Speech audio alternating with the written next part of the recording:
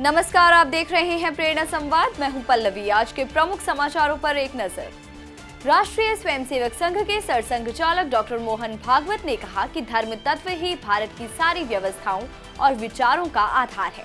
आइए सुनते हैं उन्होंने और क्या कुछ कहा। ये धर्म तत्व भारत की सारी व्यवस्थाओं का, सारे विचारों का आधार है। बाकी सब अलग अलग होगा। ईश्वर मानते होंगे, नहीं मानते होंगे, ईश्वर की भक्ति किसी रूप में करते होंगे, पूजा का तरीका कोई होगा, वेश, भाषा, भूषा सब कुछ अलग होगा, लेकिन भारत का व्यक्ति है वो धर्म पर चलता है। उसकी विचारधारा, उसकी पूजा, सब कुछ उसको धर्म पर चलने का आदेश देते हैं। और इसलिए भारत के विकास के मूल में दृष्टि क्या होगी?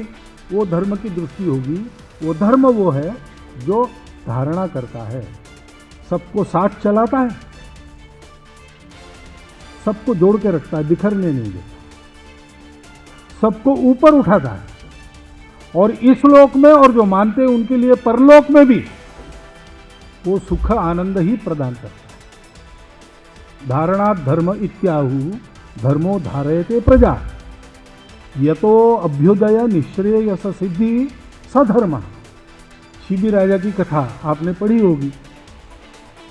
उसके दरबार में एक कबूतर आया, भाग रहा था और उसकी गोद में आके छुप गया। राजा ने उसको छिपा लिया, क्योंकि राजा जान गया कि इसके पीछे कोई लगा है और बचने के लिए आया है।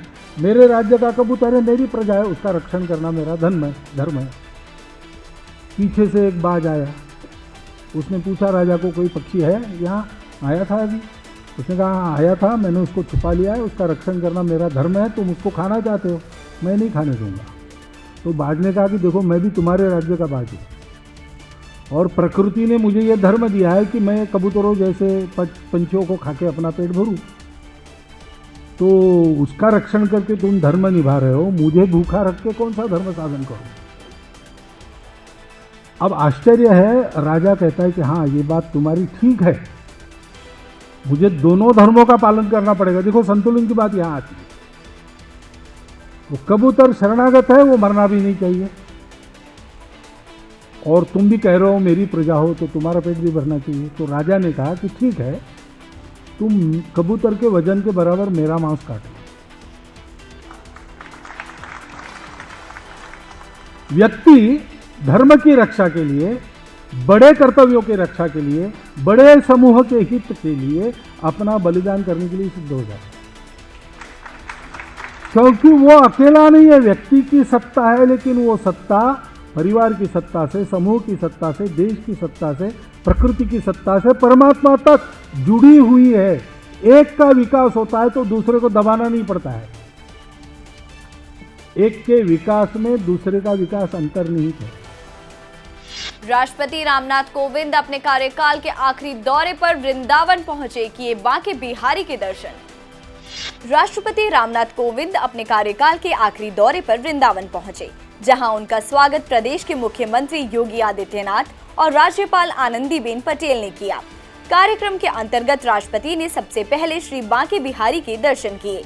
इसके बाद वे कृष्णा कुटीर आश्रय सदन भी गए, जहां उन्होंने आमंत्रित विधवा और बेसहारा महिलाओं से संवाद किया। इसके बाद करीब 12 बजे वे दिल्ली के लिए रवाना हो गए। उत्तर प्रदेश विधानसभा के पूर्व अध्यक्ष हृदय नारायण दीक्षित ने कहा कि अब आंदोलन के लिए देश में बने आचार संहिता। उत्तर प्रदेश विधानसभा के पूर्व अध्यक्ष हृदय नारायण दीक्षित ने कहा कि पिछले कुछ समय से विरोध प्रदर्शन में हिंसा राष्ट्रीय चिंता का विषय है। पहले सीएए, फिर कृषि कानून विरोधी मुहिम और अब अग्निपथ योजना के विरोध की आड़ में जो हिंसा हुई वह चिंता का विषय है। अराजकता किसी समस्या का समाधान नहीं है।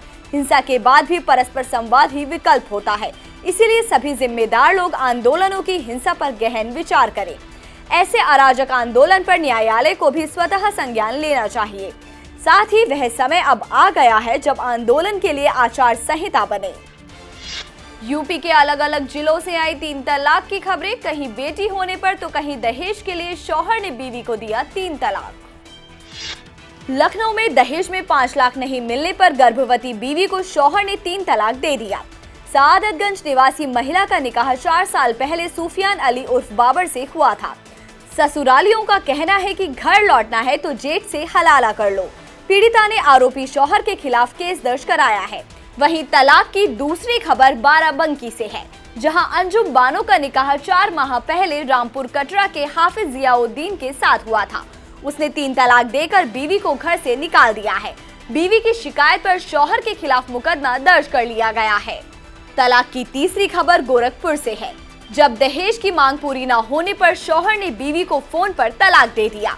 पीड़िता की शिकायत पर गोरखनाथ पुलिस ने आरोपी शौहर, मां, भाई बहन समेत 10 लोगों के खिलाफ केस दर्ज कर लिया है।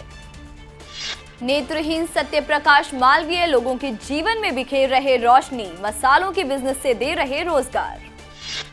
बनारस के 25 साल के सत्यप्रकाश मालवीय बचपन से ही देख नहीं सकते, लेकिन वे अपनी मेहनत के दम पर दूसरे लोगों के जीवन में रोशनी बिखेर रहे हैं। 2021 में सत्यप्रकाश ने अपने घर पर ही मसाले तैयार करने का फैसला किया। उन्होंने करीब 2.5 लाख रुपए की लागत से कुछ मशीनें खरीदी और स्थानीय महिलाओं के साथ मिलकर अपने काम की शुरुआत की। ऑफलाइन और ऑनलाइन इसकी मार्केटिंग कर रहे हैं। सालाना 3 से 4 लाख रुपए उनकी कमाई है। वे कहते हैं कि मैं हमेशा अपने साथ साथ मेरे जैसे दूसरे दिव्यांग जनों को आगे बढ़ाने और भीख मांगने जैसी प्रथा को हमेशा के लिए खत्म करने के बारे में सोचता था। नेत्रहीन सत्यप्रकाश ने 10 से ज्यादा महिलाओं और दिव्यांगों को नौकरी दी है। अब एक नजर आज की प्रमुख सुर्खियों पर। यूपी के उपचुनाव में भाजपा की जबरदस्त जीत। आजमगढ़ में जीते दिनेश लाल यादव तो रामपुर में जनता ने बनाई आजम खान से दूरी। लखनऊ पहुंची शतरंज ओलंपियाड की मशाल। सीएम योगी ने कहा, हम सब के लिए गर्व का क्षण। पुरोहित कल्याण बोर्ड का प्रारूप तैयार करेंगे बनारस के विद्वान। सीएम योगी ने श्री काशी विद्वत परिषद के महामंत्री को सौंपी जिम्मेदारी। मैनपुरी में 2 गौ तस्कर गिरफ्तार, तमंचा और 50 किलो गौमांस बरामद। बरेली में 7 साल से रह रही थी बांग्लादेशी महिला, पति संग गिरफ्तार। आज के समाचारों में इतना ही, फिर लेकर आएंगे कुछ नए समाचार। तब तक के लिए नमस्कार।